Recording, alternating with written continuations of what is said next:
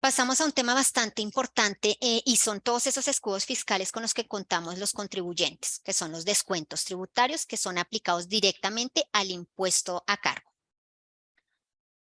Los descuentos tributarios están en el renglón 93 y los vamos a explicar.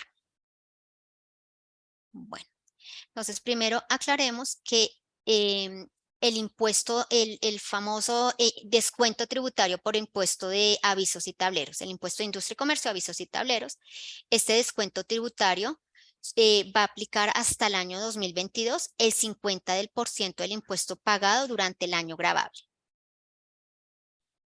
¿Qué nos dice la norma?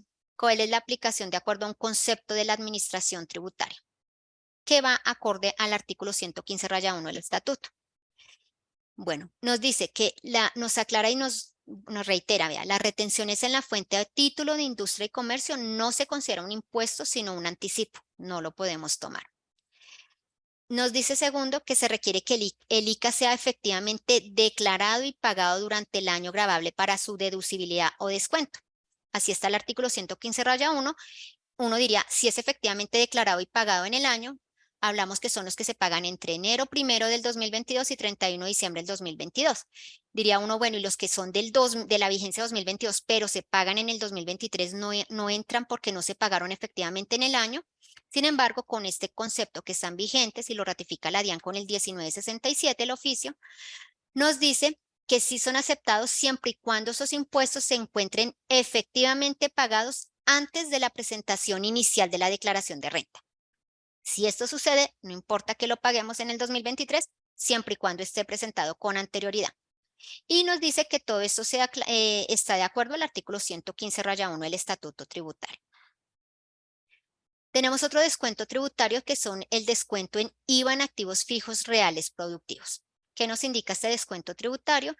Nos dice que este IVA pagado es en la adquisición, la construcción, la formación e importación de esos activos fijos reales productivos e incluidos los servicios necesarios para ponerlos en condiciones de utilización, se puede tomar. ¿Cuál es la oportunidad para tomarlos? En el periodo gravable en que nosotros utilizamos ese activo, lo estamos ya utilizando, o en los periodos gravables siguientes, cualquiera.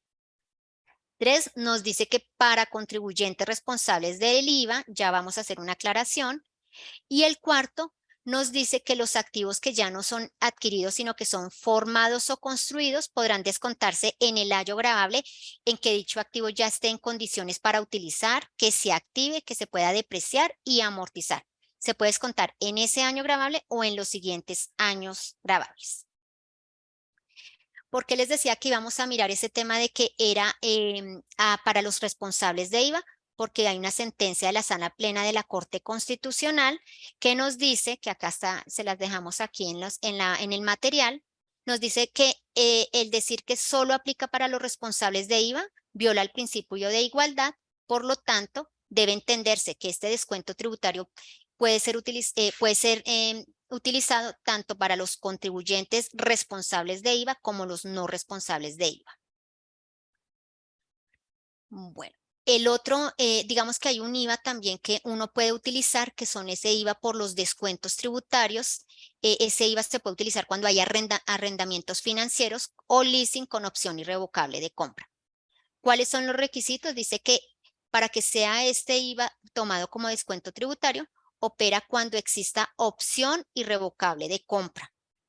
2, que será igual al valor por que el arrendador pagó, es decir, la entidad de leasing pagó un valor y ese valor es el que nosotros como arrendadores podemos tomar como descuento tributario. Se puede reconocer en el periodo en el que se realice el pago o en cualquiera de los periodos siguientes, o sea, sigue la norma. Y nos indica que para la procedencia de ese descuento tributario, el arrendador financiero debe certificar ese IVA pagado. ¿Y cómo lo va a certificar? No lo van a hacer si nosotros como contribuyentes no lo solicitamos, por eso dice que debemos solicitarlo y el leasing o la entidad arrendadora tendrá 15 días hábiles para entregarnos ese certificado. Bueno. Es importante que sepamos cuál es qué es un activo fijo real productivo. Entonces, la norma nos indica que es un activo fijo real productivo, pero nos dice debe cumplir con la totalidad, no algunos, ni me falta uno, son 100%, deben cumplirse todos. Primero, que se adquiera, se construya o formen y formen parte del patrimonio bruto del contribuyente. Que sean bienes tangibles o corporales en los términos del estatuto tributario. Que sean activos fijos en los términos del artículo 60 del estatuto tributario. Este es súper importante, que participen de manera directa y permanente en la actividad productora del contribuyente. ¿En la producción de qué? De sus bienes o servicios.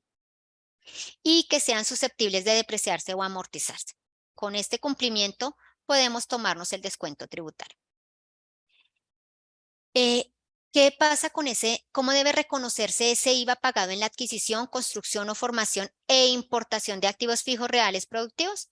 Entonces, primero recordemos que ese IVA pagado en esa adquisición, en esa construcción o adquisición y formación de activos fijos reales productivos, no podrá tomarse como IVA descontable en la declaración de IVA.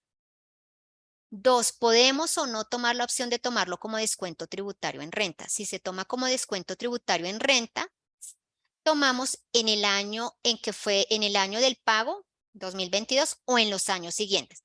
Si no lo queremos tomar como descuento tributario, se va como mayor valor del activo y debe depreciar, y digamos que se hace parte de la base para amortización y depreciación. Está el descuento tributario que debe guardar el contribuyente o que debe hacer el contribuyente para evitar una fiscalización, poder soportar todos estos descuentos, pues tiene que tener una conservación de soportes. ¿Qué tiene que guardar? 1, certificados. 2, las facturas de la adquisición de esos activos fijos reales productivos. 3, declaraciones de importación. 4, recibos de pago de todos esos impuestos. 5, demás documentos que se requieran necesarios para soportarle a la DIAN que tenemos derecho a esos descuentos tributarios. Entonces es súper importante que hagamos esa conservación de documentos. ¿Cómo se contabiliza este descuento tributario de acuerdo a unos conceptos del Consejo Técnico de la Contaduría Pública? En nuestro caso hacemos que una propiedad, planta y equipo tiene una base de el activo valió 59 millones de pesos. Su IVA son 11 millones de pesos, lo contabilizamos como un activo por descuento tributario contra el pasivo o en este caso el banco. Cuando lo utilicemos simplemente ya acreditamos ese activo por ese descuento tributario y lo enviamos a un débito. Débito porque es un saldo, podría dar un saldo a favor que es activo por impuesto corriente o como en el caso que dé por pagar, pues menor valor de ese pasivo. Esa es la forma de contabilizar.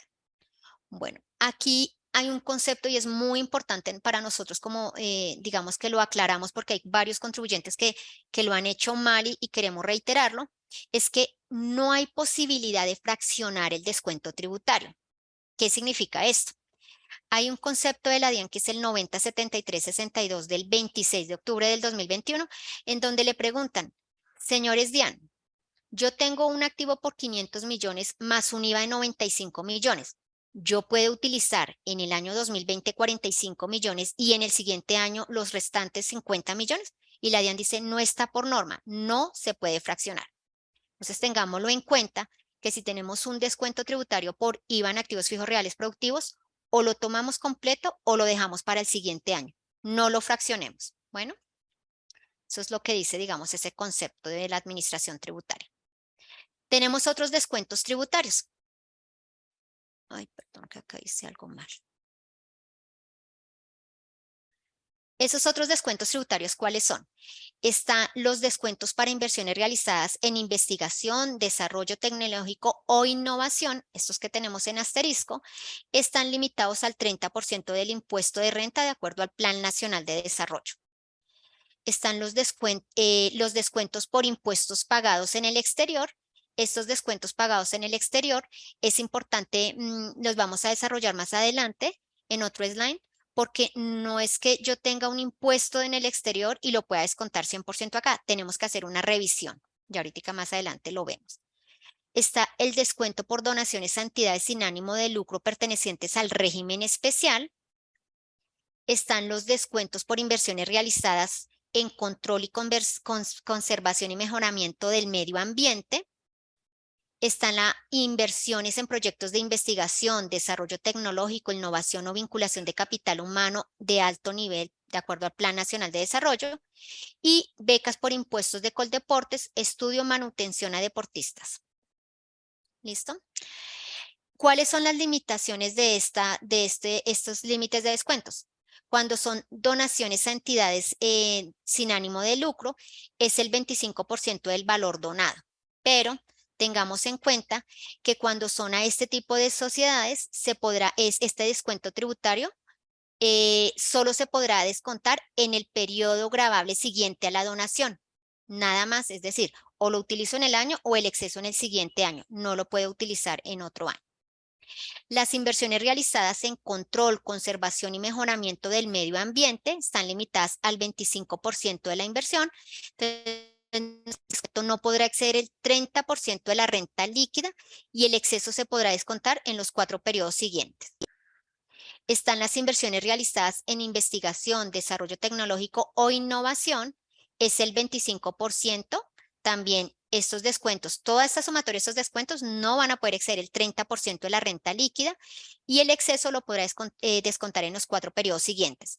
Esta inversión realizada en investigación por este año, el año 2022, tiene doble beneficio. Uno, descuento tributario 25% y también se acepta como deducción. Y las becas por impuesto, se puede descontar la inversión, también aplica la sumatoria de estos descuentos. ¿Qué es importante?